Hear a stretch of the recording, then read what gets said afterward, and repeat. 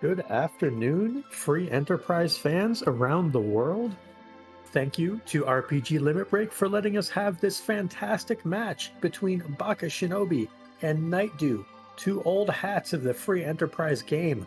My name is Possum Morpheus, and I am joined by the lovely Alicel. How you doing this afternoon, Allie? I am doing fantastic and happy to be here.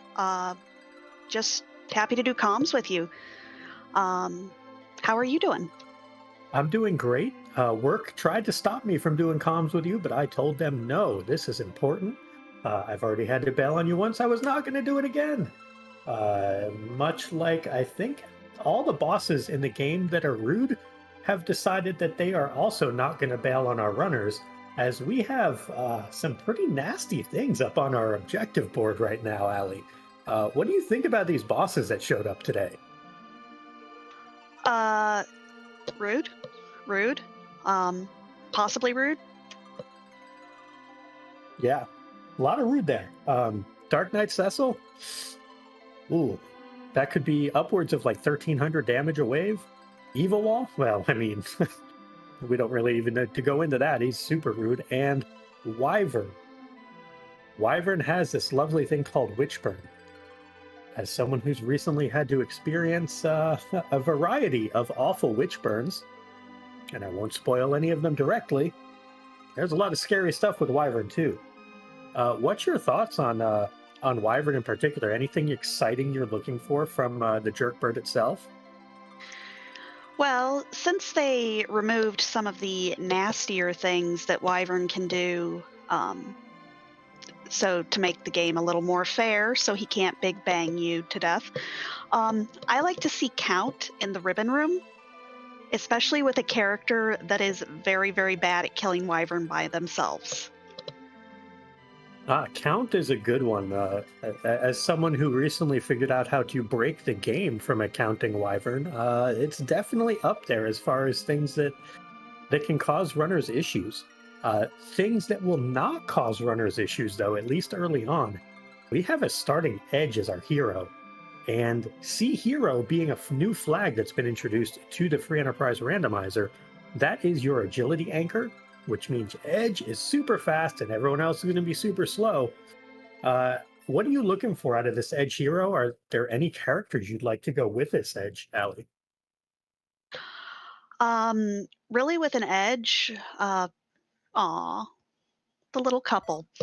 Um, Rydia probably not the dream, although if you can get her a Leviathan summon and a little bit of MP, she can do some work.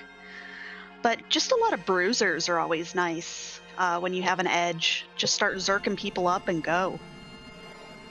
Yeah, definitely agree. You want Canes, you want possibly Cecils, Yongs with cat claws, Rosa or Porum with a heroine robe so that they can get 15 extra agility. Uh, yeah, that's kind of what you're looking for is you want the ability to go fast and have people keep up with that edge because otherwise he's going to take turns and no one else is. That can be a little awkward. We get some instant divergence from our runners. Looks like Nightdew is going to head into Dempsey, and he's going to be checking out the hook route right away. Maybe look for the character, get some loot. And looks like Baka is headed into the Watery Pass to try to pick up some of that nice loot on this T-Pro loot setting. Yep, this is actually a really nice place for loot.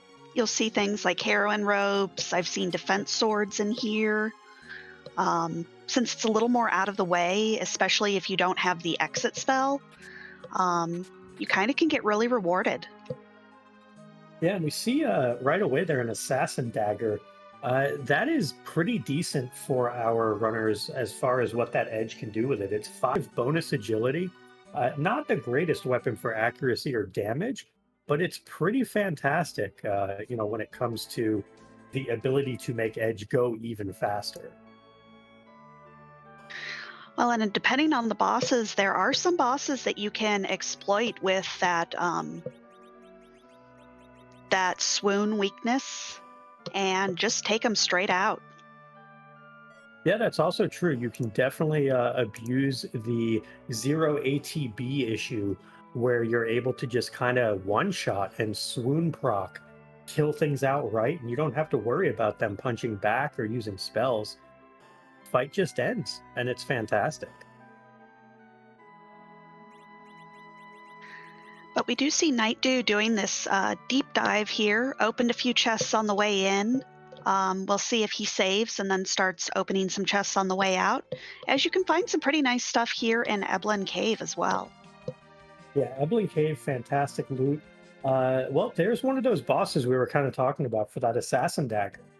Those are guards of some flavor, either Kaipo or Baron, we don't know which.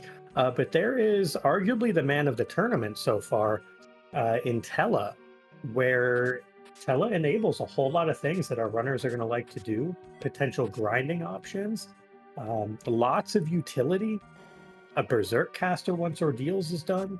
So Tella, although he won't take many turns, he does have a lot of utility, which is very strong for this team. Absolutely. And he does come with Blink, which is not a bad thing to have, especially if you find a punchy boss up on the way to Ordeals. I don't see this party having too much problem with that level 25 edge, but you never know what you'll find up on the mountain in that back attack spot. Yeah, definitely. And it also looks like Baka managed to pick up a Mute Knife, which is a fantastic weapon. Looks like so far, character-wise, he's going to be the best one to use that Mute Knife, and then Iridia can use a Dancing Dagger, which has been found by our runners as well. So a lot of decent utility, a lot of kind of mid-range stuff. A Charm Rod for Nightdew could be very nice if he leverages that Iridia. Did we get a shop check to see if Leviathan... oh, there's a Leviathan right now. Leviathan has been found and used, so that is huge with that Charm Rod. Iridia may actually be more of the early DPS than Edge here, which is not something you get to say very often. Absolutely not. And we did see Baka go ahead and pick up that summon on Hobbs and found an Odin, which can sometimes help. Odin is decent. It has the ability to do basically an instant death, but it ignores things that would normally prevent, let's say, Fatal, for example. So you can use it on like gold dragons even up on the moon. It has a lot of niche uses. You can also use it down on the hook route for those guards. So could be some potential use. Looks like we found Evil Wall at the least physical attack damage spot in the game. So that's going to be a quick objective on the board. Objective number 5 for Bakashinobi. There we go. One objective down already. Well, and also picking up a Cecil. Cecil is huge in these flags because every chest you don't open is a crystal sword. But taking him up to Ordeals, even with a lightsaber that you can get in shops, just helps with that DPS. Yeah, definitely. And my apologies. That was Hobbs, not Ordeals. I have led us both astray. But it looks like we have Bakashinobi heading down the Antlion Cave. Meanwhile, we have Nightdew heading straight into Baron Inn, trying to get this Palom, and he has to go through a Mylon Z to do it. Not too bad a fight, and this is pretty safe all things considered, because Tella comes with Blink, and Edge is going to be able to deal a bunch of damage. So that's going to be a pretty reasonable attempt there for Nightdew. And we find Kainatsu in Antlion Cave. That's another potentially difficult boss that's going to be out of the way right away. And Odin in the second spot for Nightdew. This Odin is unbelievably slow. And yeah, Nightdew's going to get through this very easily as well. And Baka only finding a package from Antlion. Really, I can't think of much that you'd want to sit through that whole package cutscene, especially when you've got so many other character checks. But, you know, it could be your only white mage of the seed. Yeah, given that we know There's a Palaman Baron in now, and Baka doesn't know this yet, but will soon, I'm almost certain. If you see a Rosa or even a Porum, I would consider the package. We do see a Luca key coming from the Baron Inn, so not really that helpful for our runners immediately. It might be helpful down the road, but not going to do anything right now. So our runners are staring pretty much at this hook route. It'll be interesting to see if anyone decides to dive down early and try to get through that hook route and leverage some of that underground activity. Especially even just to figure out what the first boss is. If it's something easily cheesable, that could be a free hook route and would really put that runner at an advantage. And we did just find out that it is Kaipo guards there in the Rubicante spot, which is, I think, nicer. I think Kaipo guards are a little bit easier than Baron guards. Yeah, I would say considerably so. And Baka just shelling out 40,000 for that Leviathan summon. I think Nightdew found that Leviathan summon here in the Eblan cave. Well, that's the story of free enterprise. If you have never purchased something and then had it immediately show up when looting, you haven't played enough free enterprise. It's almost a rite of passage. So, not surprising at all. You would want to buy that Leviathan, and Baka may not loot everything on the way down here. He may opt even to warp out of here. So it'll be interesting to see what he takes down here for loot, if anything. Meanwhile, Nightdew looting the back of Mount Hobbs also picked up his Odin summon and is likely going to be giving us that check on Mount Hobbs as well. And we're going to get that peek at the Cecil and the Evil Wall. We'll see. Yeah, Nightdew looks like he's turning back. He's going to go take this Evil Wall on, knowing it's an objective, and get this out of the way and get that Cecil also. Yep, and knowing that this spot is just so weak generally, and when you have an edge in your party, early checks are basically free. Yeah, not just Edge in this party, but also Rydia. Rydia with the Leviathan summon is going to do a lot of work also.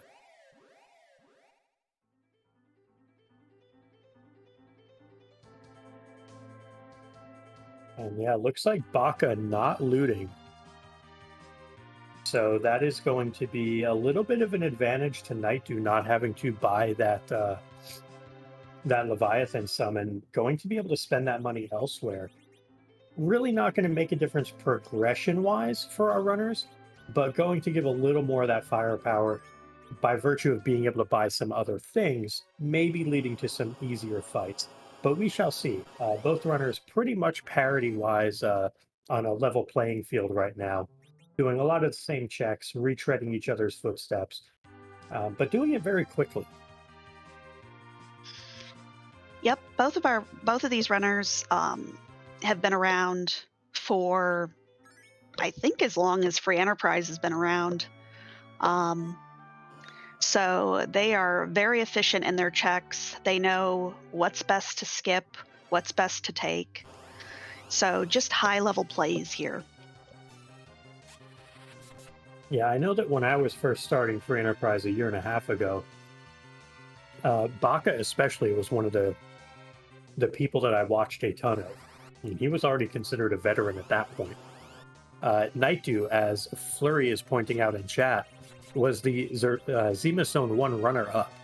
So we're talking about someone who's been around since basically the beginning, and was second place in the very first tournament. So that's a huge accomplishment. Obviously, both very storied runners.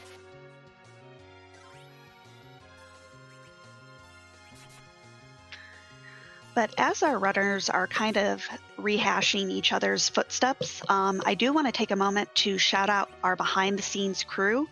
We have Euphoric Lemon on tracking and Neobari on restream.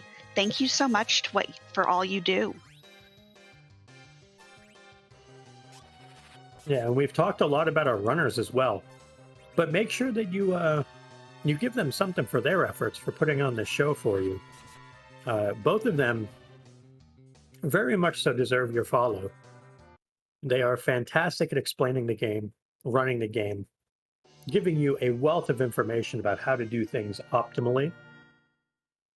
You know, we do like to go fast here. We like to explain what we're doing, but we like to go fast while we're doing it. So these runners are both experts at being able to explain what they're doing while they're doing it quickly. And here comes a package check. I would sit through this for a Rosa or a Porum. That's a Porum.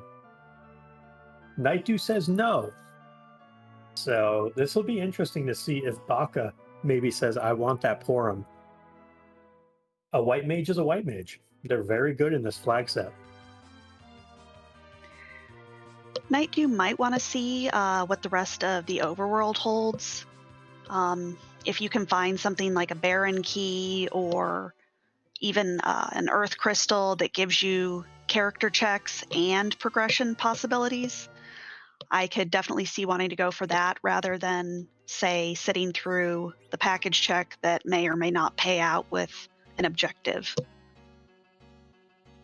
Definitely makes sense. We have, looks like both runners now on their way up ordeals. Nightdew doing a little bit of looting. Baka saying, no, I'm good on looting. Nightdew picking up a Soma drop there, though. Soma drop, in this case, is extraordinarily important because it gets Tella to 100 MP. That means 4 weeks, or the Meteo spell, both of which are huge for Tella. Absolutely. I don't think there's another character that benefits quite as much as Tella does from that Soma drop. Well, there is a second character, and that's Kain. Give Kain MP. We're not going to give that traitor any MP. Well, no, it's perfect, because then he's an MP battery. So then you can just steal it from him, and you can have his MP betray him. It's teaching him a lesson. Speaking of teaching lessons, this Ogopogo is about to be taught a lesson for being the rudest of the Canadian content, and we are going to send Ogopogo back home. But where does Ogopogo get the water from up here on this mountain? There was a rainstorm in Montreal, and the water level got a little high, and Ogo brought it with him. And then Leviathan got in a splash fight with him, and Ogopogo went away. And here on the back attack spot, we see the monk who is so obsessed with kicking people that he runs all the way around the world to do it. It is my second favorite back attack animation. My favorite is back attack Odin, mainly because it just kills everybody instead of tickling them like Yang does. But this is a fantastic one. The kick around the world is beautiful.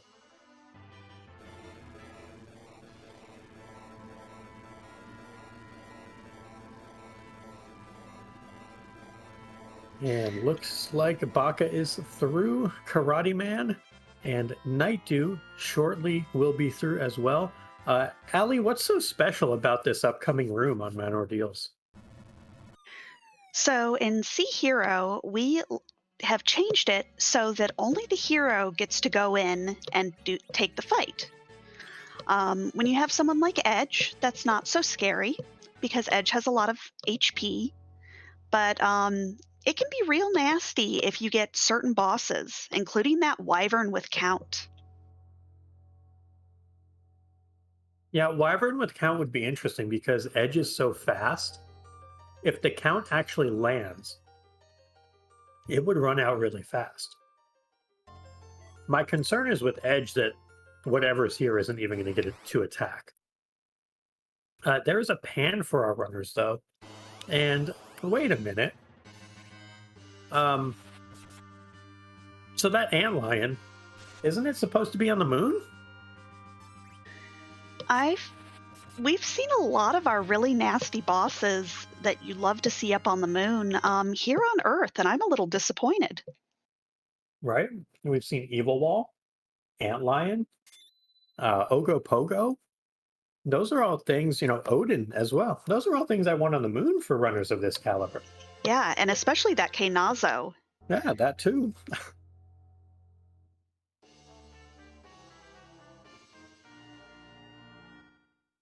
Chad is pointing out we haven't seen Valvolus yet. Um, Valvolus in a nasty moon spot is awful. And I guess we still haven't seen the gauntlet, and we all know where we want that to be.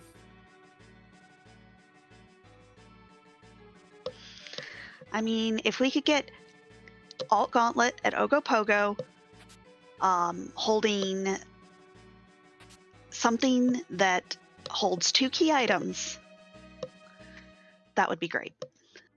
I agree. Make it hold the Baron key, which has half the forge, and Wyverns in the basement. I'd be okay with that. So that way we'd get Wyvern in the basement and an Alt Gauntlet at Ogopogo. I could deal with that. I think that would be okay. But only after you've already done your grind, so then it just feels like you've wasted so much time. Well, to be fair, if you don't grind going into that gauntlet, you're probably dead.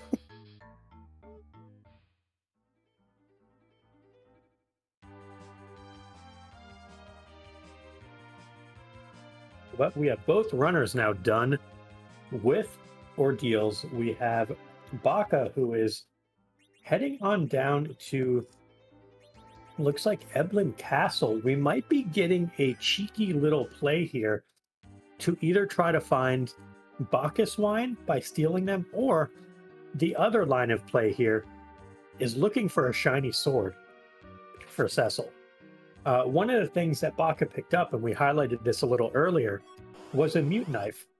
So if he runs across the Mad Ogres, he can just really chew through them. These black cats, you want to make sure you kill them, otherwise they bluster. And bluster is a horrible spell. Nice damage from the black cat on edge, by the way.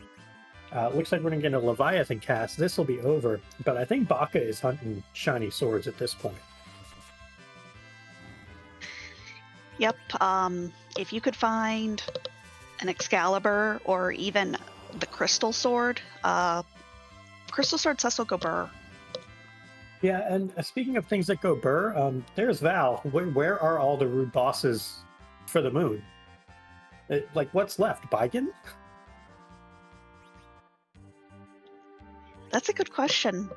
DKC and a couple of those moon spots can be terrible.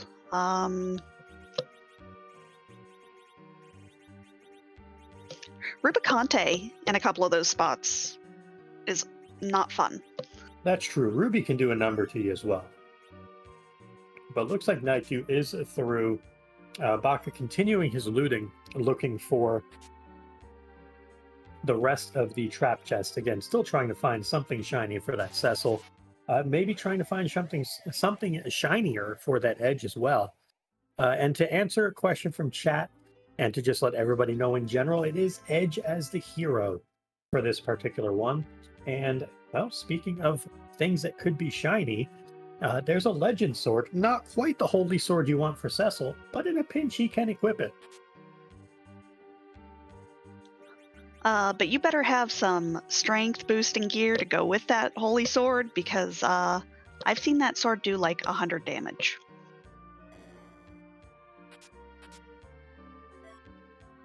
I can actually say I took a Cecil with a legend sword to Zeromus once. There's a ninja sword for Baka. That's a really good find. So he's going to be rocking Ninja Assassin. That's a lot of extra agility, a lot of extra strength.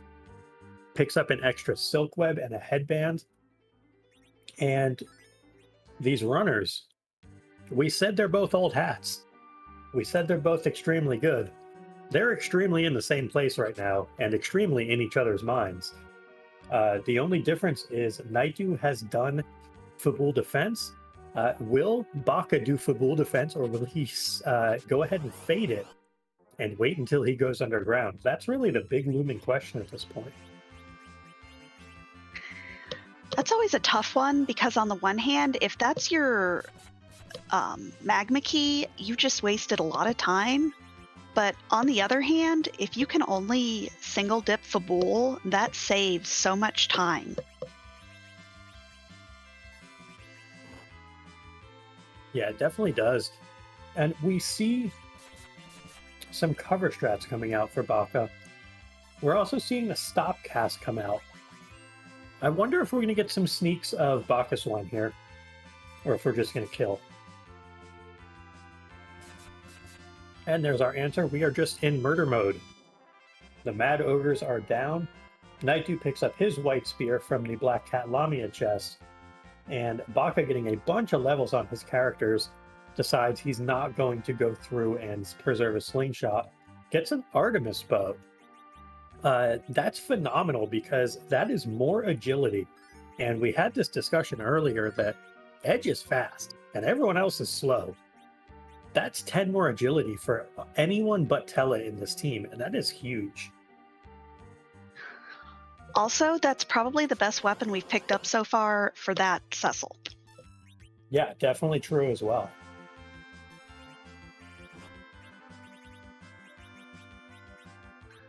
But both of our runners are currently taking on the exact same chest. I think this is Baka's third trap chest, so one more chance for a big holy sword. Yeah, as good as the stuff that our runners have found so far is, it's still not what they're looking for. This is very dangerous now on Baka's side. We have Cecil, who is doing cover strats, who's now asleep. We also have Cecil, who's doing cover strats, asleep on Nightdew's side. So the game also is saying, good job, gentlemen. We're going to treat you equally, and we're going to make you both suffer.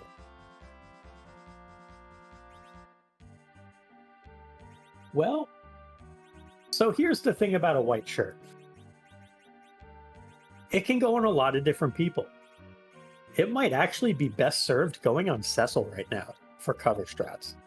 One of the weird things about the white shirt is, as good as it is for boosting magic defense, if you don't have good armor, white shirt is a fantastic cover strat enabler.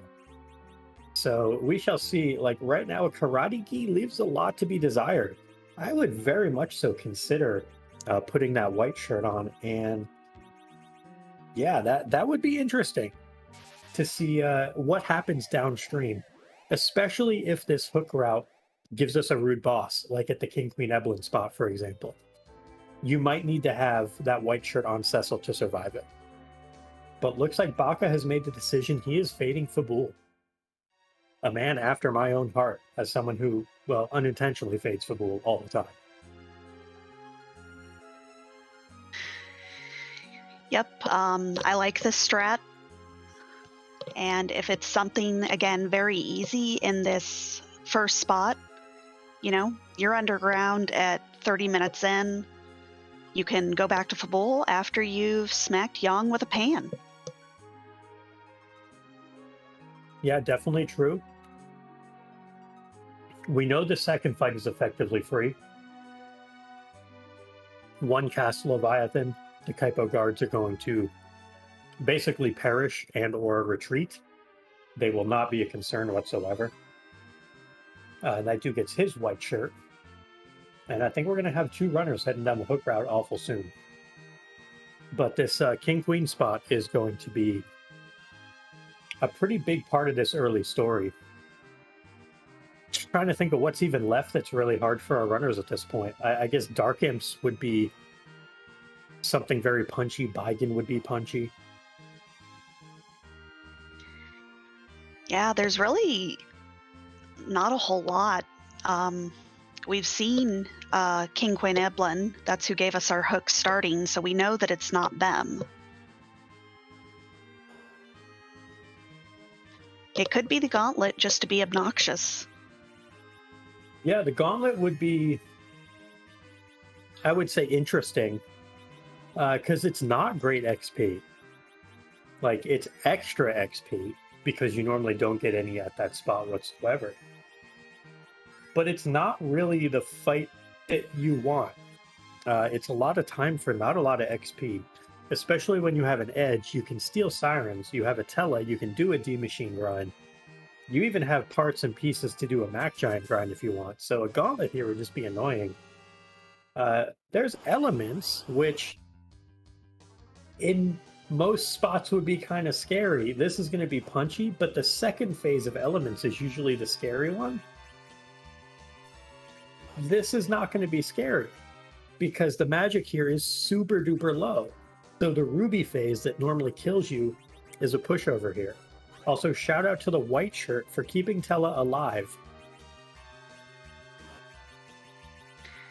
And it looks like we're going to get some reflect strats here for this elements fight. Probably wants to reflect a fire 3, just not even going to see any of the other phases. Yeah, reflecting a fire 3 would definitely work.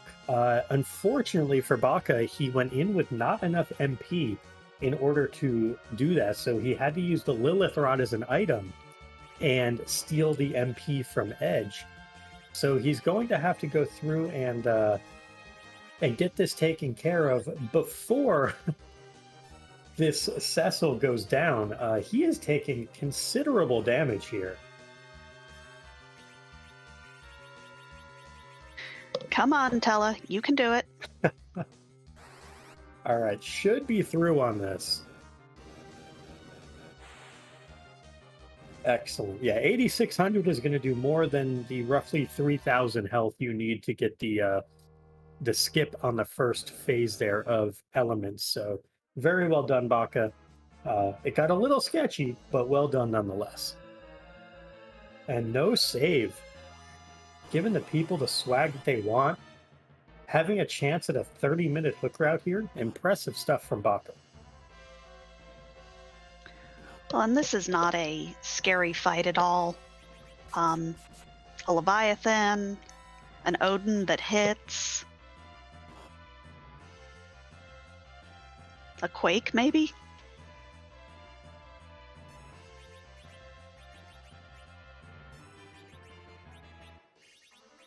Interesting. Opting for stone.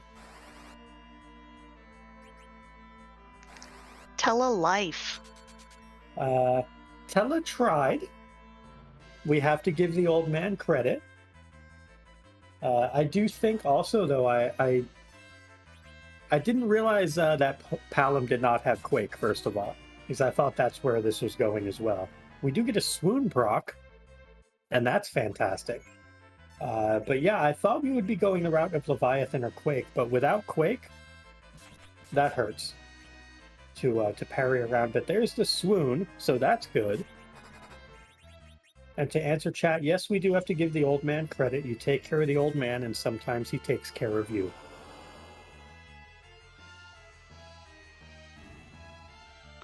Like those fatal recall casts on a boss where it doesn't work. Exactly.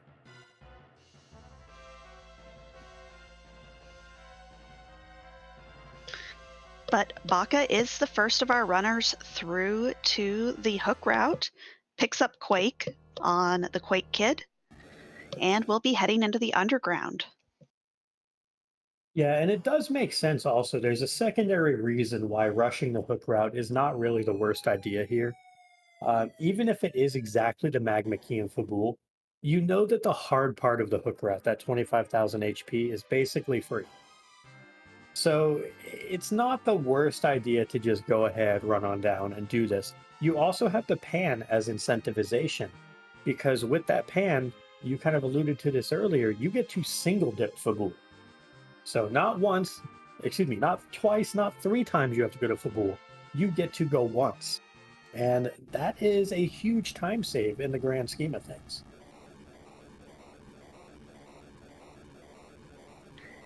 And Nightdew is giving us some checks here on these chests. Might still be looking for, another edge weapon or a holy sword. Yeah, I think we're getting a play on the Mad Ogres here. He's set up very well for them. He has a mute knife to go with the ninja sword. Looks like Baka is playing around in Sylph Cave. Had he stumbled across the Toad Lady chest, that's definitely something he could have taken there. But he came across the ghosts, and they're kind of a little rude. Gets an Ether 2 for his troubles, which definitely isn't terrible. That can really help facilitate that edge, excuse me, the tele he has with 100 MP. So, you need an extra cast of Meteo. Maybe you get two in one fight. You never know. Well, and giving us a few more chests here in Sylph Cave. I've been seeing this play a little bit more and more, and I am definitely liking it.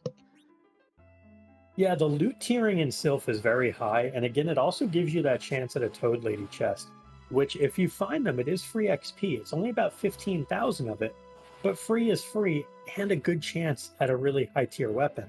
Looks like Baka did not find that Toad Lady chest he wanted, so he's just going to go ahead and carry on, take care of these pan checks, probably take care of his Feymarch freebie, maybe do some shopping, and then head straight back to Fabul. We'll see how much he does underground here. Whereas Nightdew, once he gets underground, it'll be a little more interesting because he's already done the Fabul defense. So if he finds right away something like the Adamant Rock for the Forge, he's going to go straight over to that Forge, take care of it, and then maybe change the route up. Maybe hit Dwarf Castle or Tower if we pick up a Tower key. Maybe even Luca if he's feeling frisky. So we haven't had much divergence yet, but we could have a lot of divergence depending on what our freebies end up being. And Baka has found the soldier's chest and can now loot the rest of the Summon Monster Cave completely freely. Yeah, and this is another one of those places with elevated loot tiering. So this is going to be really good for Baka. He has not looted anywhere near as much as Nightdew, and he's prioritizing some places with very high tier loot in them with relatively little risk. And Nightdew hits the Odin roll. Yeah, that's one and done right there for Nightdew, getting through that Kaipo guard fight very quickly. You love to see it. Rydia go Burr.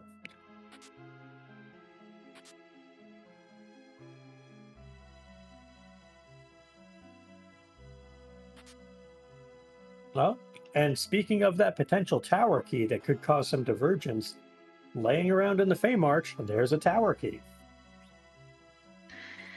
That's a nice pickup because then you don't have to worry about doing the single dip tower and feeling bad if there's nothing at the top. Yeah, and I think for our runners, if they were to have decided to do keyless tower at any point, you probably hit trap chests on the way back out as long as you have a Thunderclaw. I don't know that our runners do, but that would also be something to consider.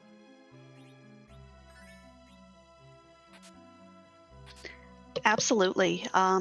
Sometimes stealing sirens is just the better route. Yeah, especially if you get to 10 key items, which, our runners are only at 5 right now, soon to be 6 on Nightdew's side once he gets that tower key. It'll be interesting to see again if our runners try to get to 10, if they do some sort of early grind before that. But I would imagine that based on the fact that our runners have both let all the kids get XP, I don't think we're looking at slingshots. I don't think we're looking at D Machine. I don't think we're looking at, Mac Giants or anything like that. I think we're pretty much looking at stealing sirens as our source of levels. So we're going to see most likely a lot of eggs somewhere in our future. It just depends if that future is 10 key items or less than 10.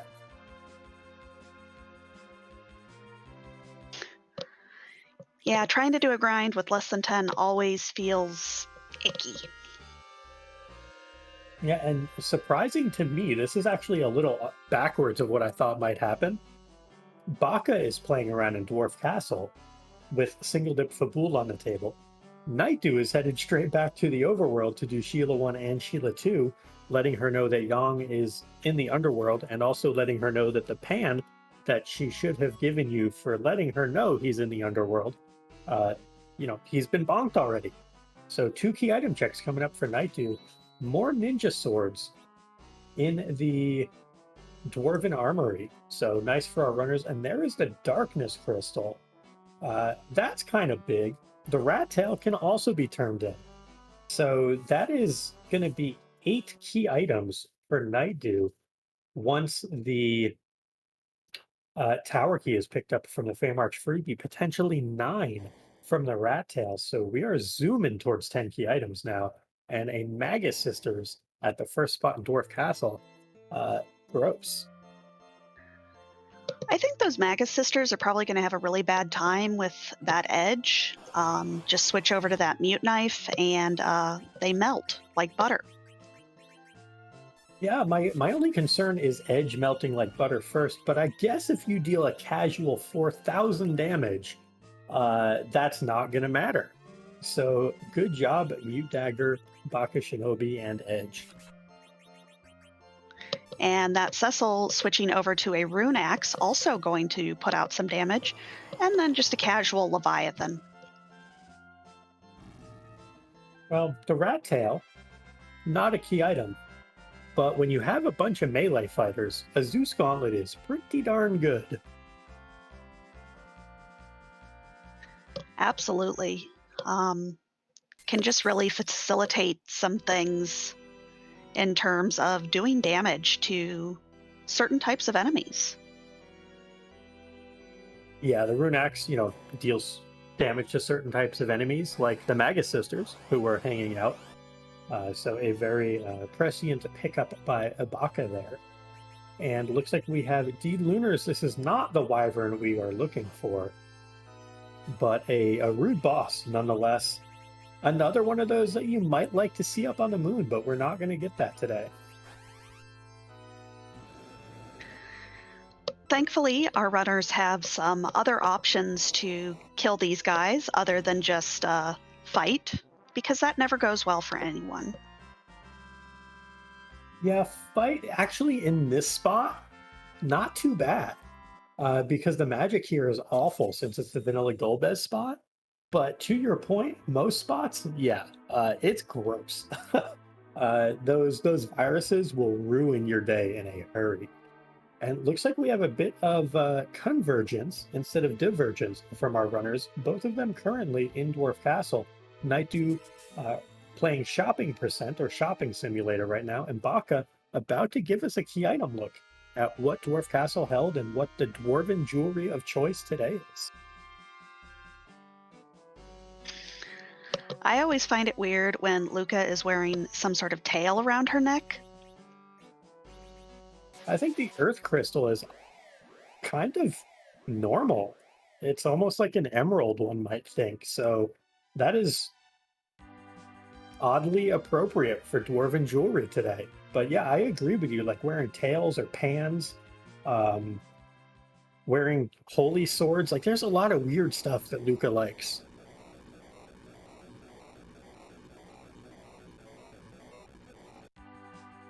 But that Earth Crystal, I wonder how long it takes Baka to get there and hopefully rate that treasury. Cross our fingers. We'll see if he rates the treasury. Other than not having a holy sword, he's got a pretty good loadout for his characters. Yeah, but the fact that there's a 1% chance of having a tier 8 weapon in there, and there's 18 chests, that means 1 in every 5 seeds. You're going to get a holy sword out of the treasury, which to me, that's good enough to check at every seed. But Possum, you throw holy swords in the trash. Okay, look, just because I threw 2 of them in the trash just the other day, probably yesterday, doesn't mean that I wouldn't still check it anyway, even if I didn't have a Cecil, because you gotta find holy swords. It's part of the shtick. You gotta do it. Chat loves the treasury, and our runners are here to please. So then when they get the harp, they'll do the harp. Okay, Allie, look. Chat's not always right. The Earth Crystal's fine, the treasury is great, but the harp, that's going too far. You can do the music after the seed. You don't have to do it during the seed. That was a beautiful implementation from Boardface, the primary developer of the game. Just wait. Be patient.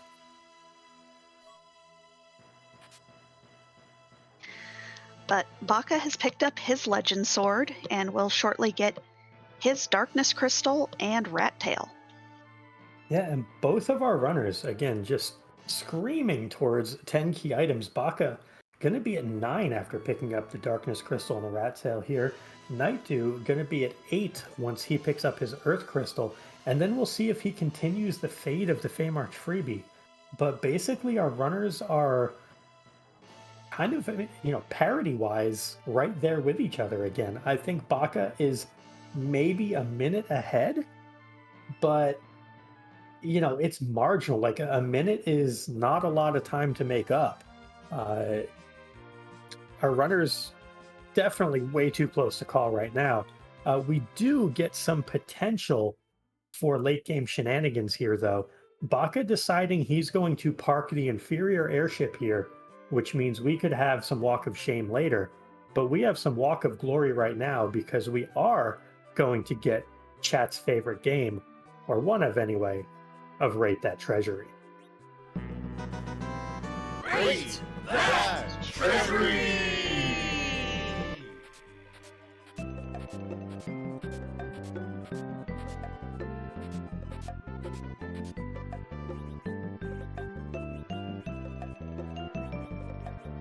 And speaking of shame, you have the inventory boss of shame. Yeah, I mean, we have a defense sword and all the heavy armor in the world.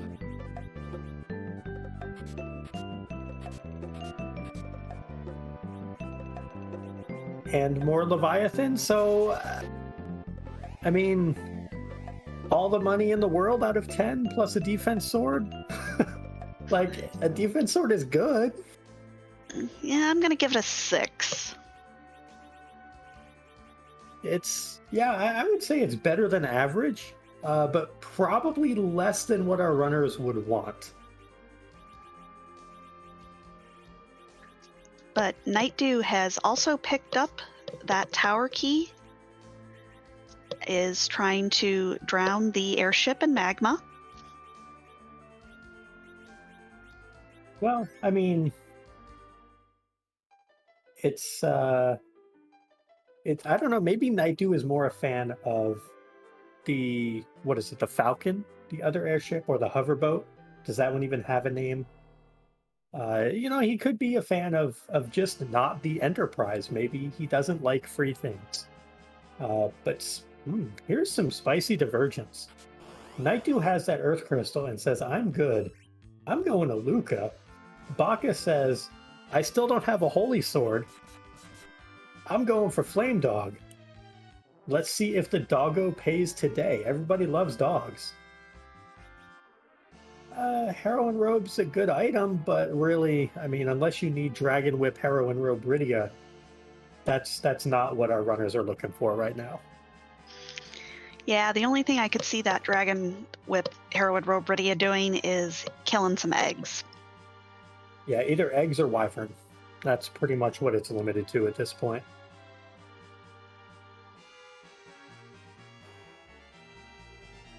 Well, we have Nightdew running down the sealed cave. We have Baka running up the Tower of Zot. Should be getting some dueling key item checks soon.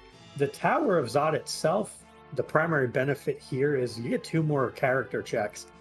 If I'm in Baka's shoes, there's one character at this point I want to see, and it is Rosa. But first we have to deal with this rude mom bomb. Yeah, this mom bomb is annoying. If you have enough in the way of MP, you could just YOLO a Meteo here to add in extra damage. Oh boy, a Boreas from A value. the Luca Cave. Yikes.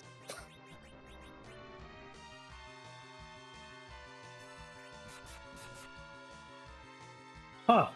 Well, Neat. that's a thing, though. So Boreas might be a total zonk, but objectives are not. So this is a free fight in a disgusting location for Sea Hero. Sea Hero edges your anchor. If y'all might have seen there, basically nobody got a turn while Dark Knight Cecil was waving at you. Because it's so fast, that could have been really scary, but we get what is effectively a free boss there. That is objective number 4 for Nightdew. Has half the forge, has the darkness crystal. So Nightdew is one of 2 key items, or, excuse me, 1 key item or a boss away from go mode. If you were in this position, where would you go next? If I'm in Nightdew's position, I'm probably going and either doing the Tower of Zot or I'm face checking, because I would want both a 10th key item and boss intel. You probably just want to do the Tower of Zot hoping for a white mage, which Sid is kind of a white mage, and Tella is kind of a white mage, but neither one of them are the white mage that you really want. But you want a 10th key item so you can grind.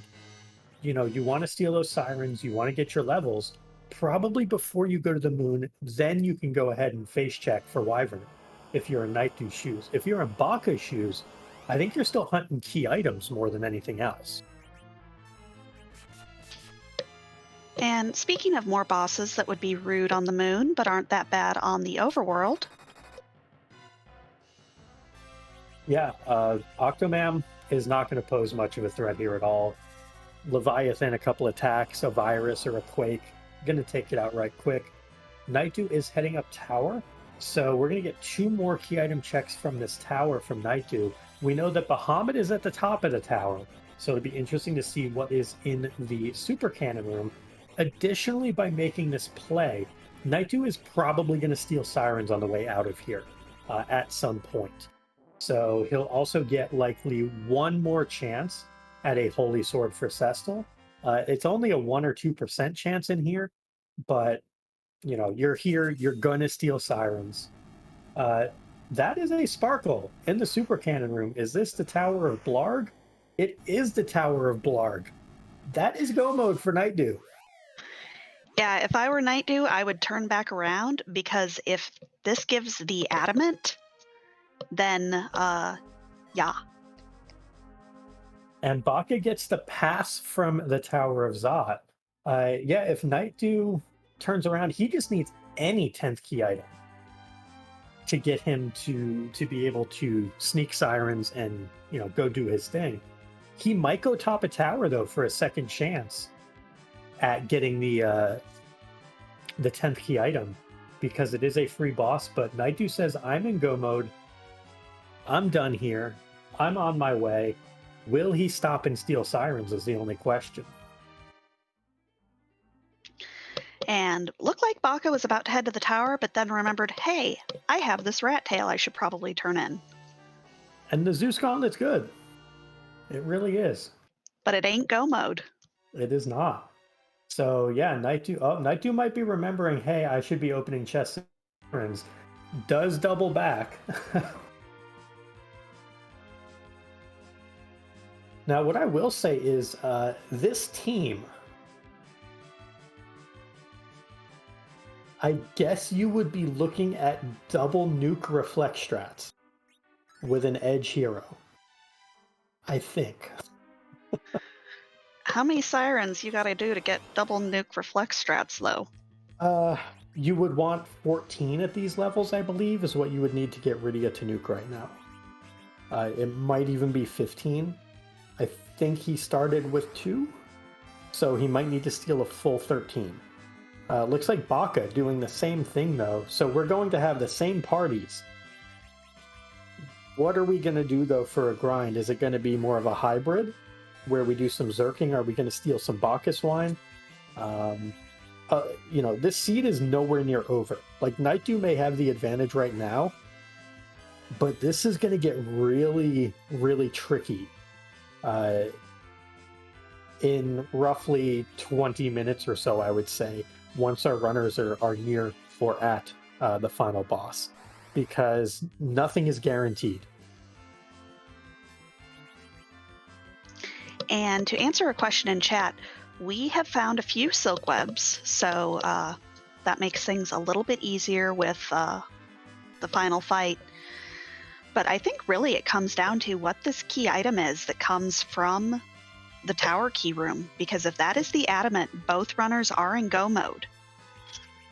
Yeah, well, I mean, in Nightdew's case, he's already in go mode regardless. But yeah, to your point, if this is adamant from the super cannon, Baka would join him in go mode with a pass. So it's going to be very interesting to see how our runners go about this. And I agree with chat. Woobear pointing out it doesn't look like Nightdew stole a full complement of sirens. So I wonder if he is going to be setting up a slingshot and then maybe putting the kids through the roof. There's a sand ruby. Do we know who was in bed? Was it another Rydia? I believe it was a duplicate Rydia. But Nightdew may not know that.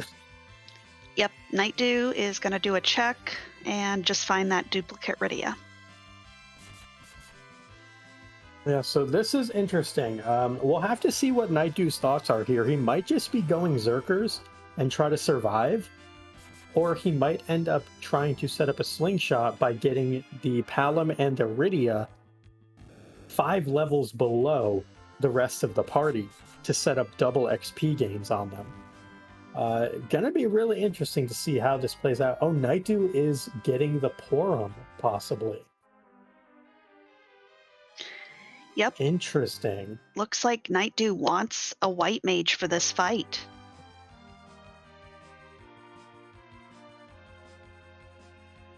I wonder if he buries Cecil and slingshots Cecil and Porum after a couple eggs and opts to go that route. There's a lot of options on the table for Nightdew right now as far as where he wants to take this. I was not expecting the Porum to be picked up here. So this is definitely something that I would like to ask him about. And Baka is making the play. He's going to Luca. This is going to put Baka in a really good spot as long as he goes back and does the tower as well. He's going to pick up that DKC. He's going to get 1, 2, 3, 4, 5, 6, 7, 8, 9. He's still only going to be at 9 key items, but he'll probably go back to the tower and get to 10. Baka's also going to have the pass. Nightdew's not going to have that pass. So that is going to be about a 2.5 minute difference in Baka's favor as well. As well as this is not a short trip to get a white mage. No. This is outside of the giant, the longest trip to get a white mage. And it's not even the white mage you really want, but it's the white mage that I guess our runners deserve. I don't know. I'm not sure how to phrase that, but it's the white mage that's there.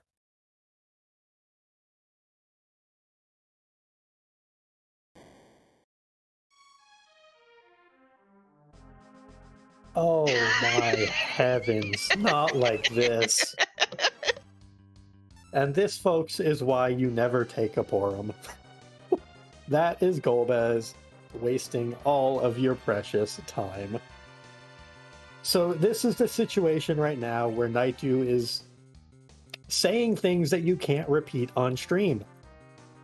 Because I can tell you I would be saying things you can't repeat on stream. As I think a lot of people would be saying things you can't repeat on stream. And as Chad is pointing out, yes, Gobez, in fact, gets the last laugh.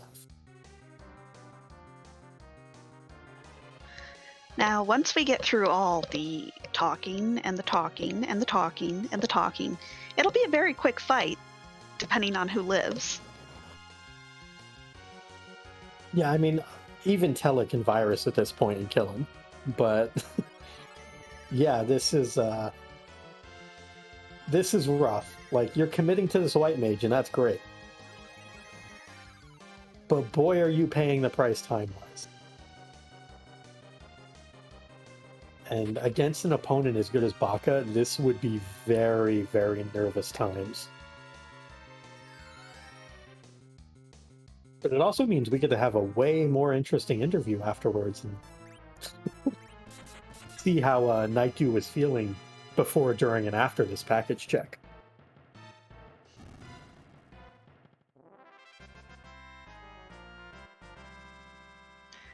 But Gobez is down, and we still have more cutscene.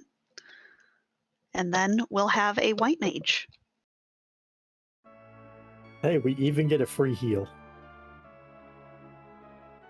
Well, good, because 3 of our party members are dead.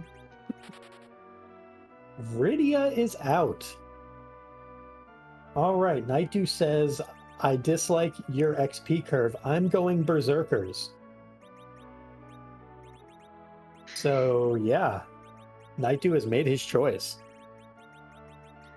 Based on the number of sirens we stole, this kind of makes sense, as much as I hate it.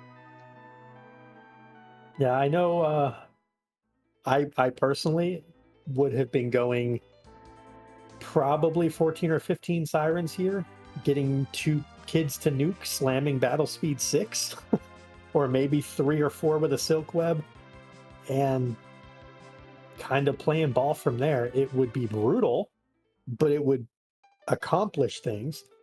Chat pointing out you could have also berserked Rydia, given her a dragon whip and a heroine robe, and even a Zeus gauntlet as an adult.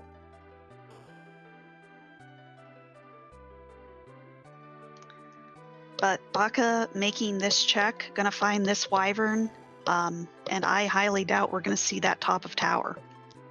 Yeah, and here we go. Treasury for our second runner. Let's see if we get the treasury boss, or excuse me, the inventory boss. And Baka, will he do top of tower? I reckon not. He has the pass. It's very interesting. I do wonder, you know, how many sirens did Baka steal as well? I don't know. Did he steal a dozen and a half of them? Did he steal 5? That's also going to be very interesting to see how it plays out from Baka's side and what his commit is going to be here to his party.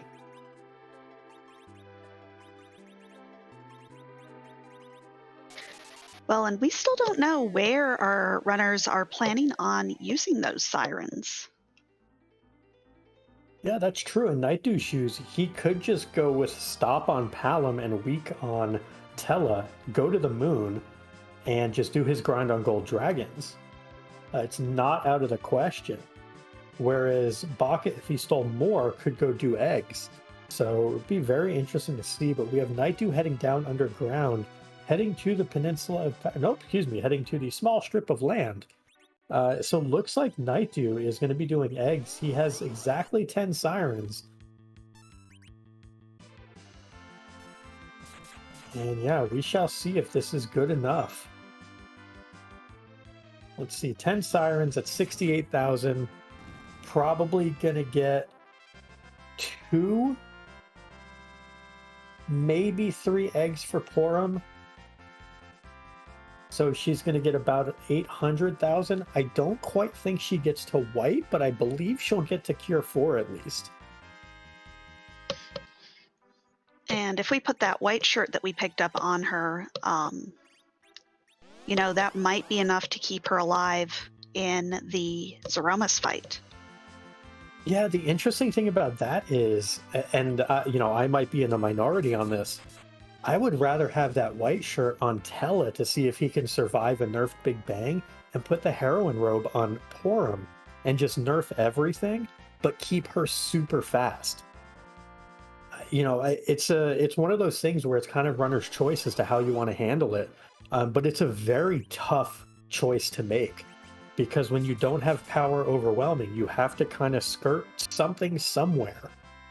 And it'll be very interesting to see how our runners approach this. We have Baka heading up to the moon, has not done his grind yet, going to peak the character, it looks like, on the moon. And we have Nightdew doing his grind right now, committing to these 5. If this is a Rosa in particular on the moon, this could be a huge advantage for Baka as well. Even a Porum here would still be a huge advantage.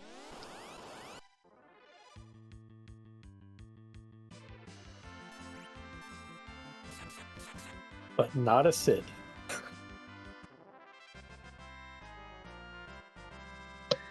Sorry, old man, but you're just a little too late. Yeah, there is some argument for taking him over Tella. I was wondering if Baka was going to do this. Because what you're setting up here is you're basically making Sid your either tertiary Zerker or backup chemist. Or in this case, maybe even primary chemist with a stack of Cure 3s. It's not the worst idea because he's going to have all the health. He's not going to take a lot of turns, sadly, because Sid is slow. But he will be able to withstand unnerfed Big Bangs, which means he can chemist without having to worry about dying, where Porum leaves a little bit to be desired there. Even with a white shirt, Tella especially, you're not surviving unnerfed Big Bangs. And Nightdew still has 3 sirens left, so...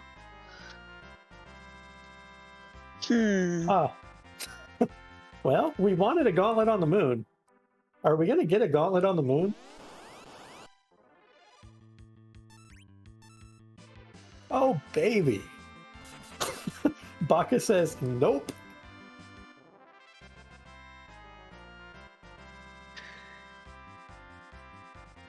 So, what is Baka going to do next? Given that it's a gauntlet there, given the characters we have available, I wonder if Baka goes and picks up every possible mage in the world and tries to just make his Z fight even easier. And you grind some now, and then you do the rest of your grind there. In Nightdew's case, it's going to be particularly awkward because now you would want that Rydia back. Like, he's going to see that gauntlet and say, ugh, why me? Whereas Baka now has the option of, any number of ways he wants to do this. And also, chat pointing out, Nightdew did get a bonus Siren drop. I think it's something like 40 out of 256. It's not very common. I think it's like a 1 in 7, 1 in 8, somewhere in there. But getting that bonus Siren could be really nice for Nightdew. Not necessarily right now, but could push Porum to like 18 or 1900 health, which could make a really big difference long term. Absolutely. But looks like Baka is going to grind up some eggs while Nightdew goes and gets the good news about the alt gauntlet. I mean, good news for us and good news for chat.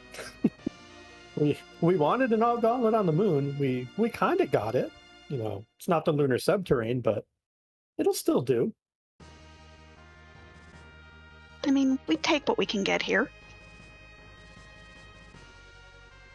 Yeah, absolutely. Looks like Baka is trying to swoon proc all these eggs. Succeeding sometimes, not succeeding other times. It's kind of a tough task to do. But we have charmed yellow dragons. The scary part about charming yellow dragons is instead of punching once, they punch twice. And they don't punch themselves. So charming yellow dragons, don't do it. It's actually really bad. It's arguably worse than berserking the egg. By the way, if you berserk the egg, it will attack you and deal like 500 to 800 damage every punch. Don't do that either. But yeah, you don't want to charm dragons. They get really angry. They don't like to be tricked. Yeah, definitely true. I mean, I wouldn't want to be tricked. It's kind of rude. Let's see if we get any reaction out of Nightdew when he sees this alt gauntlet. Maybe a little dance or something.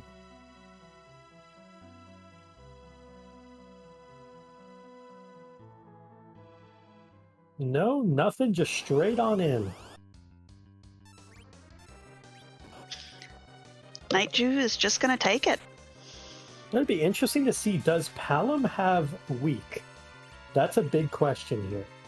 He does. Yes. We are opting for Lit 3.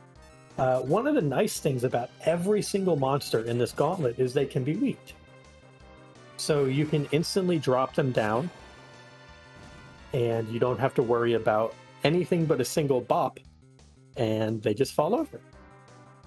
But looks like Nightdew was opting just for Lit 3 there and got through it all the same.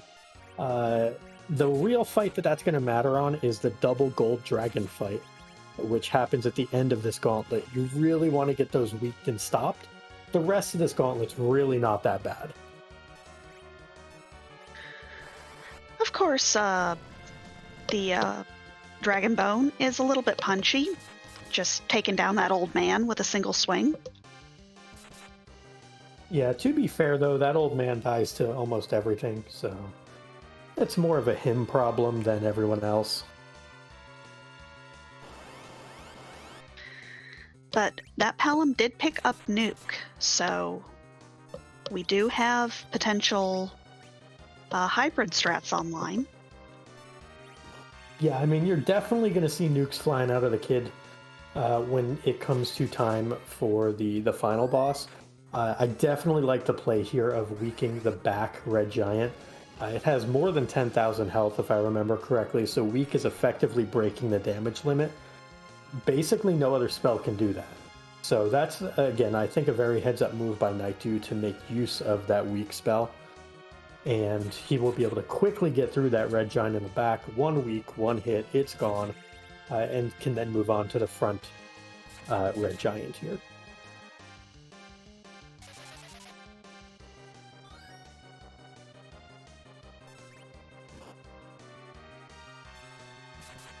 And Baka has 3 sirens left. I believe Palom just learned weak. Which means Rydia will learn Nuke in tomorrow, because her XP curve is horrible.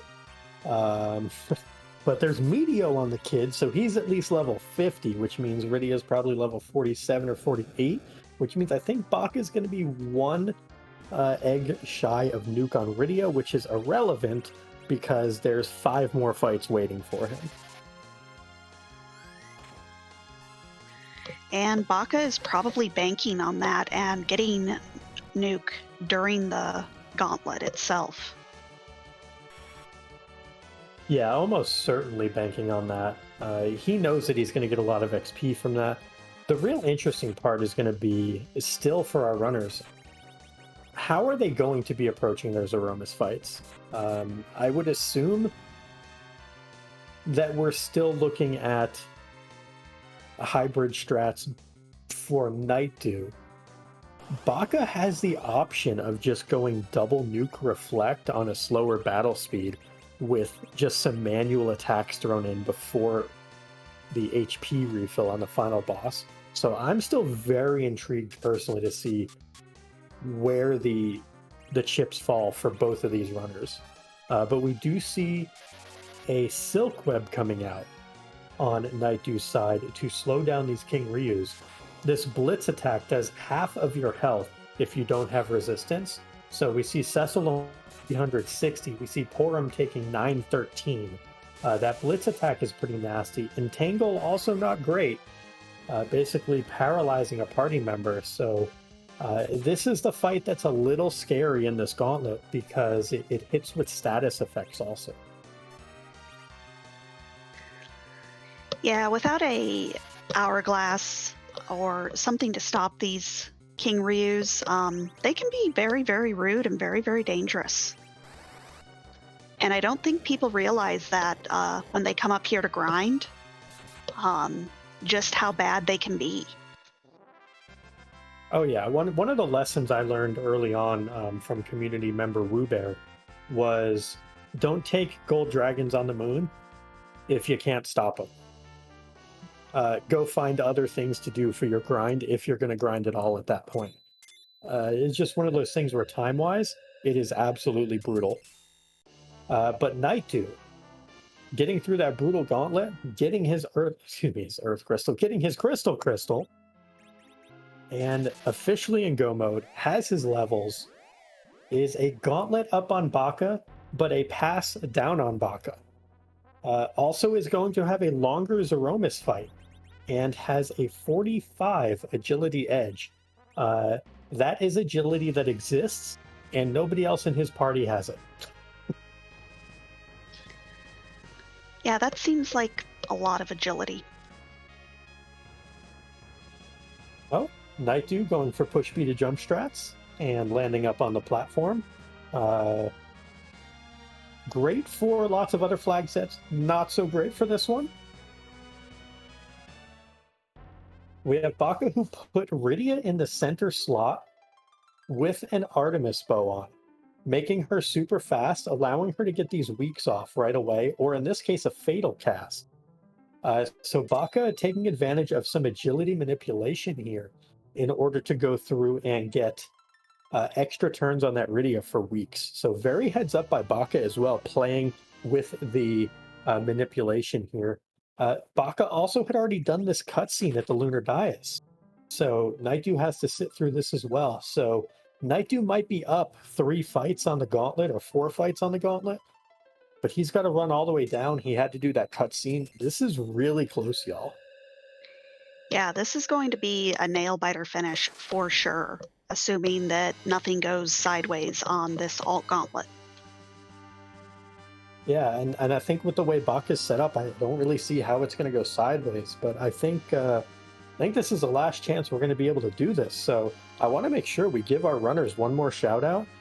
They are putting on a fantastic show for y'all. They are running a heck of a race. This is going to be really close. I also want to make sure we get to thank RPG Limit Break for letting us come on and show off what the Free Enterprise community can do. 2 of the best racers that we got going to battle here, Bakashinobi and Nightdew.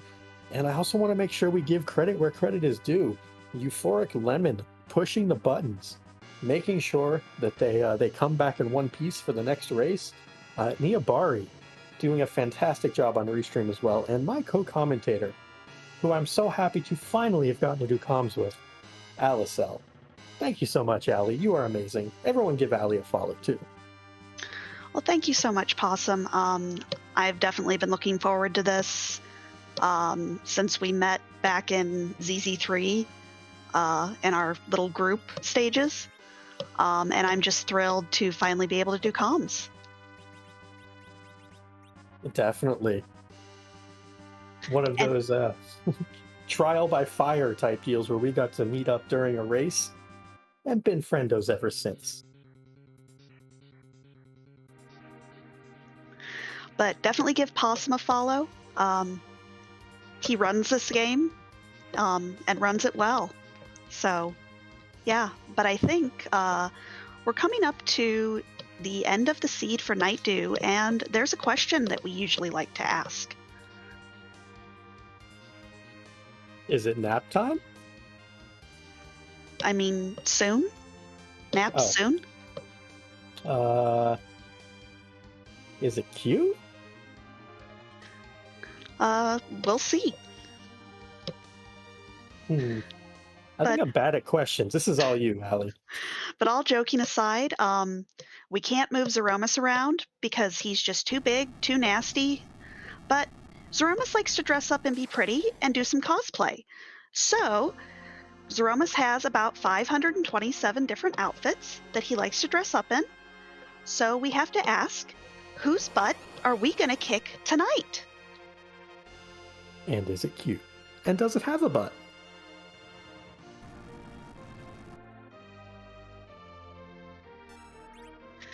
Do you have a specific sprite you would like to see, Possum? If it's in the pool yet, yes, I would love to see Possumus. But I don't think it's in the pool yet. So I would like to see Ha Ha Hamus. Because I love the meme forever that is Tidus ha ha haing. The best and worst voice line in video game history. I will agree to that.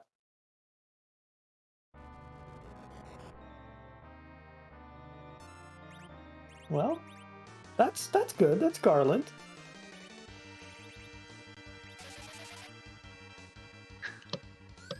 I believe Garland is from 2. Is it 2?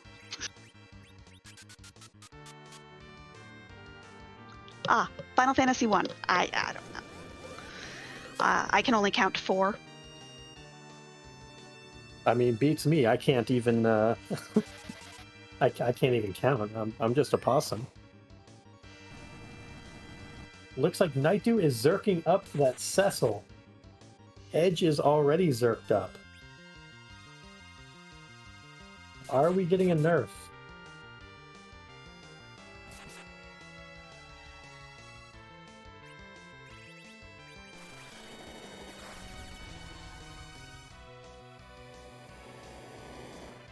Alright, well, I guess we got a nerf and I missed it. While we were talking about Garland and whatnot. So it looks like everybody lived. Tella's got some nice HP after living through that big bang. Starvale goes up. Hella helping out by reflecting. The Silk Web is out. The nukes are going to be coming, and we're pushing almost 8,000 damage around. That is huge from Nightdew. It looks like we have Baka shopping a little bit here, maybe looking for Cure 3s. So every bit of shopping that Baka does puts him a little bit more behind the 8-ball here. Not to say that this fight is free for Nightdew by any means, but looks like he is, if nothing goes wrong, well on his way. And there we go, the walk of shame. Baka got near and then realized, I did the thing. Never do the thing. Baka looks like he is going to shop a little bit more. Finds a Sura. Maybe he was looking for a Sura, not looking for Cure 3s, or maybe looking for both. Does not find those Cure 3s. Yeah, probably leaving here and then going to save and then going to head on in. But Nightdew is already deep into the Ceromus fight. Reflecting whites, reflecting nukes, zerking away. Nightdew is pushing a ton of damage here.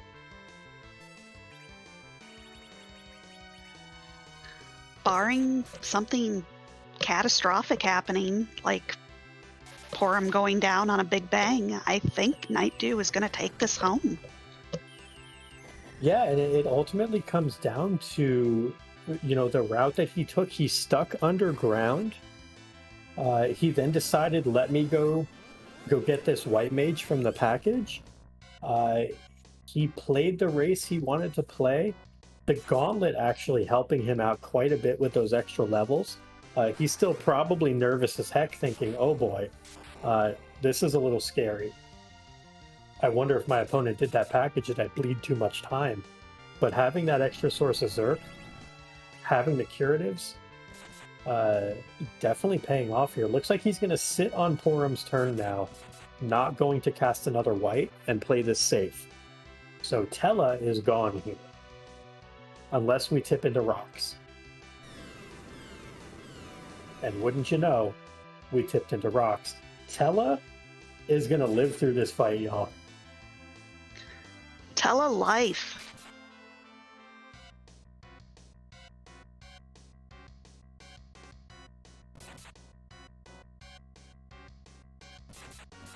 And so as Baka gets into the fight, Nightdew finishes the fight. There's the crack and the boom. Nightdew, the 25th seed, taking game 1 off of Bakashinobi, the 10th seed, in a match where seeding doesn't matter, because both of these two are amazing.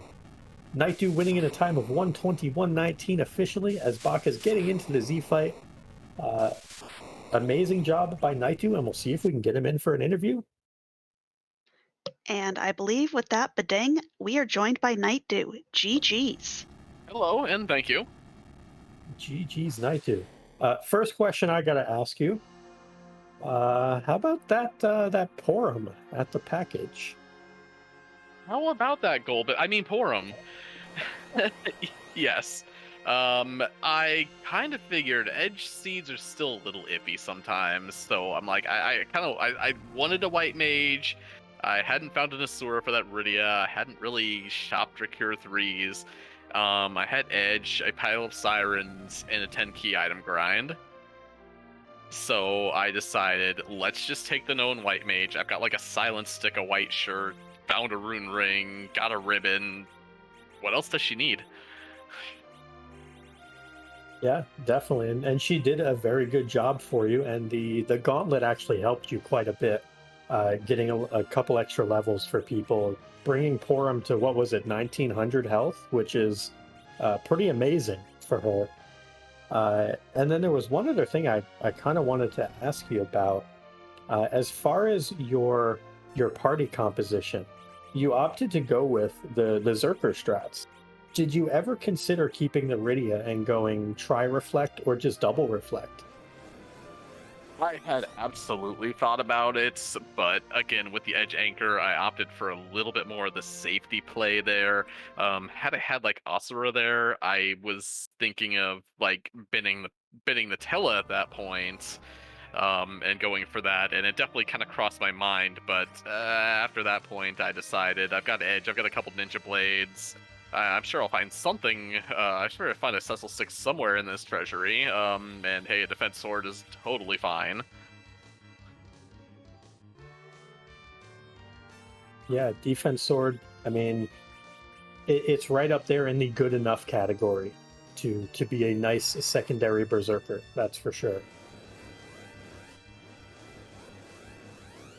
So take us through kind of your mindset while you were going through this early game. You know, obviously Edge is, you know, kind of pedal to the metal type stuff, but we saw you do a lot of looting. Is that just something where you were looting till you were comfortable with what you found, or is that just kind of a normal thing you do regardless of maybe any hero but Fusoya? Pretty much there. I mean, especially the early looting. Like, you saw me clear out a good chunk of the Cave Eblan, looking mostly for ninja sticks at that point. And then you saw me just kind of run up Hobbs. And especially when I went to like Eblan Castle after everything was said and done, it was half for loot, half for Quake, even though I knew that Kaipo guards were there because we knew that the Baron guards were in the waterfall, and Castle Eblan felt a little bit greedy. I was looking for a holy sword. I'm sure everybody probably thought that. Just because I already knew, like, when Baron guards went away, like, I knew my strategy for Kaipo guards was just to press the Odin button and win anyway. Yeah, and press the button you did and win you did. Go ahead, Allie. I was just going to say, and you got it on the first try, which is always a real nice thing to happen. You know, I think I trusted a little bit more than Stone from Tella, at least. Well, I mean, you got to have some faith in the old man, even if he misses once in a while. You still got to have some faith. You know, it's how it goes with him. We must respect our elders. We carried him alive through that Zeromus fight. Yes, 19 indeed. hit points, is still alive. But other than that, I mean, it's an edge start, so you're like, you know, how much can I really kind of push here? And kind of the big enabler at the beginning was that full moon out of the Cave Eblan shop. That's like, okay, now I can back row this edge. Now I can clean out Baron Inn. I can clean out anywhere on the overworld and have absolutely no fear whatsoever of really anything. Well, and you managed to get a full 5 characters before even having to dive that hook route.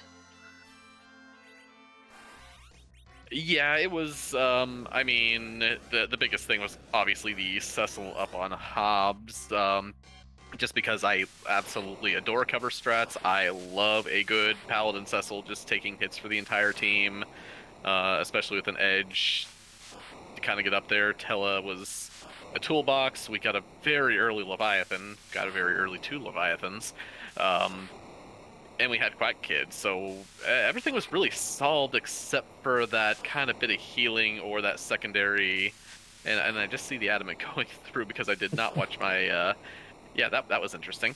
But yeah, that's, yeah, which is basically with Edge. I mean, sometimes I'm even if I'm feeling real froggy or I get like a Sid partner, sometimes I'll just march right into the Baron Inn and hit it just because over 50% of the time, at least personally, you find something you can deal with. Yeah, especially when you're sitting there with 1600 health worth of edge and Sid. It's very hard to perish there, especially with an edge hero. He's so fast compared to that second spot. Absolutely. But Nightdew, you are now up 1-0 in the battle of the OGs. You and Baka, obviously, going way back, both having quite the storied history in this game. How are you feeling about that? What are you looking forward to in game 2 and or possibly 3?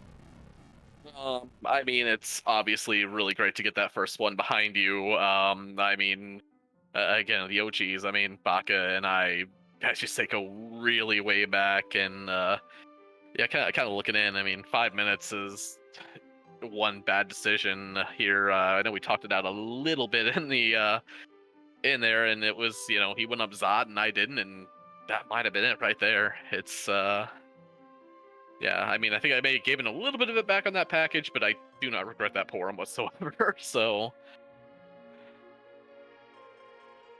Yeah, absolutely. You really had to work for that Porum. yes. But I guess my next question is, when's your next match? Same time tomorrow, and game 3, if we go to game 3, would be the same time on Friday, so 7:30 Eastern tomorrow and Friday if necessary. All right. Well, thank you so much, Nightdew. Always a pleasure to get to watch you race. Even more of a pleasure to get to commentate one of your races. Anything else you would like to add before we let you go for the evening? No, that's about it there. Just and next time I guess maybe a Fusoi All-Star, give us this super powered seeds and see exactly what we come up with to do that. Maybe not, but yeah, definitely interesting. And I admit skipping a little bit of edge practice, so that was a bit of a wake-up call. Well, I would say you arose to the occasion. Guess you woke up just in time for this one. So well done again. GG's to you. I know I'm looking forward to tomorrow night's race for sure. And see if you can close this thing out or see if we get a game 3. So GG's again to you, Nightdew. Thank you very much. And while we were finishing up with Nightdew, we did have Baka finish as well. And I do believe we are joined by Bakashinobi. GG's to you. Thank you kindly. That was certainly a start to a seed. Going and finding that DKC into Evil Wall was, fast objective, and there's 3 more boss hunts if you include Demus. This is bound to be interesting. Yeah, and one of the... Go ahead, Baka. I was just say the other 2 are a fair bit more hidden than the Evil Wall was. Yeah, I was going to say that DKC in particular was kind of the big turning point that you ended up waiting on Luca for quite a bit, which is completely understandable on these flags. It's a very tough spot, especially with a fast hero. There's a lot of stuff that can get you down there. It was something that Nightdew took on relatively early by comparison. We kind of figured you were hitting Zot for characters, maybe looking for like a Rosa or a Porum even, but came up pretty empty. I mean, Sid's okay, but kind of take us through that, like your little trek up Zot. What were you looking for, and did you come away with anything you really wanted? It's only a big bust for me. I was going up there looking for, again, I hadn't seen Dark Knight Cecil, I hadn't seen Wyvern, nor had I seen Demus, so 3 bosses that I want to find, 2 boss checks up there, and 2 characters when I would love to have a White Mage for Berserk that goes and just makes playing the party easy. I don't need to go and take as many levels if I'm going double Black Mage to Zemus. That seemed like, yeah, I want to go and check for characters, check for 2 bosses, and it's a key item. I had Legends already. Adamant's another objective. I like that check. I still think it was a good check. It just didn't pay out for me.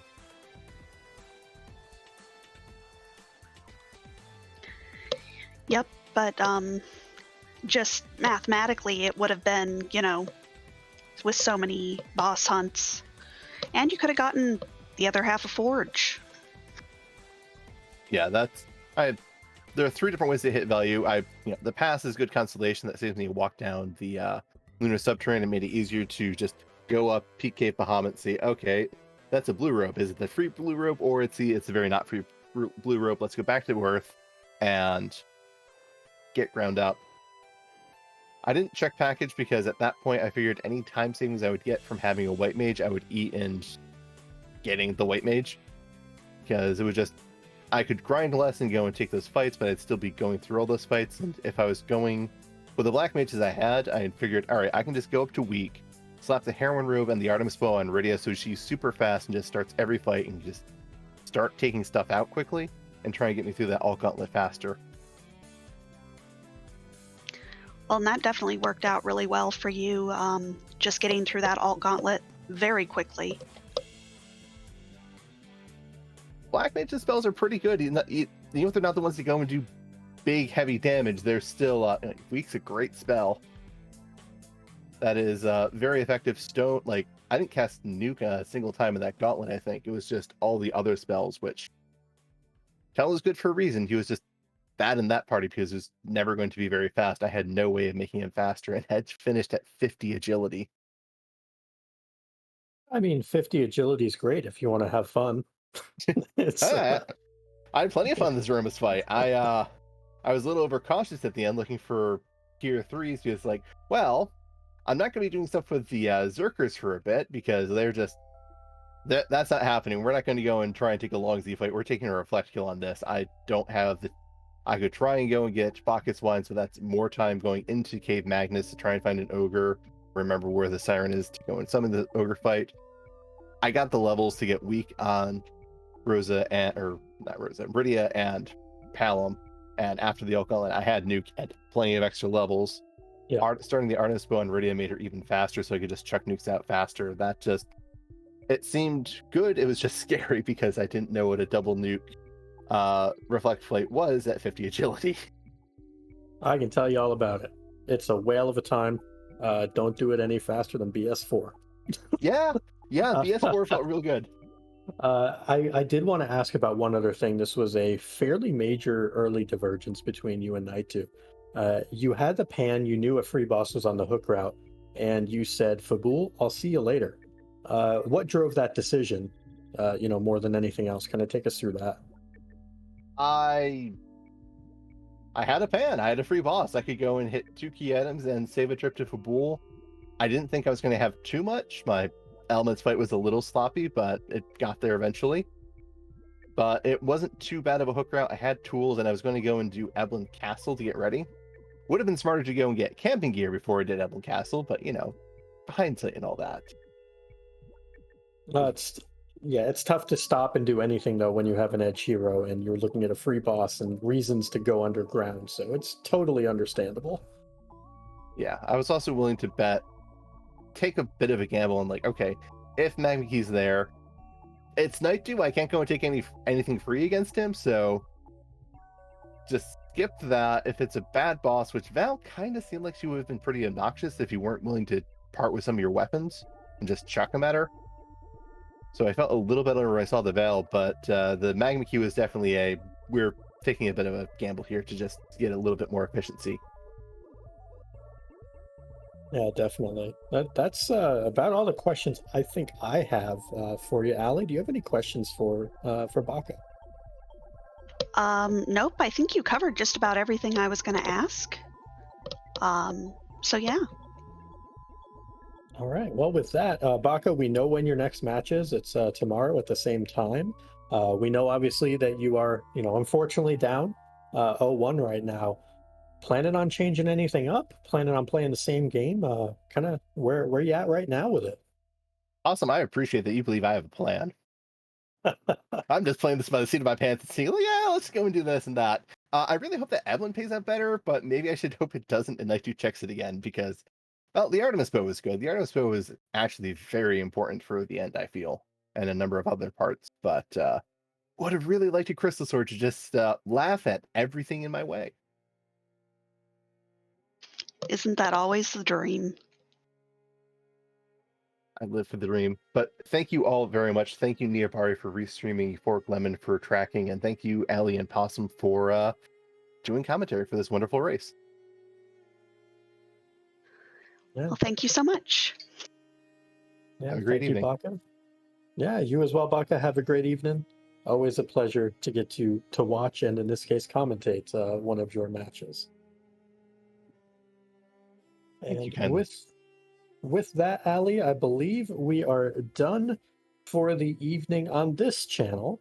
However, after this amazing race, I think we need more. Absolutely, and we do have more. We have a race between Rybon and Scratch Dragon coming up over on Randomania 2. We do ask that you do not spoil this race. Just say it's a great one and to have everyone watch. But one more time, I just want to shout out Neobari, Euphoric Lemon, and my co-commentator Possum Orpheus. And shout out to Baka, shout out to Nightdew, and to Ali as well. And one last final shout out to RPG Limit Break for letting us have this amazing race be hosted by y'all. So thank you to everybody involved, and everybody have a great evening.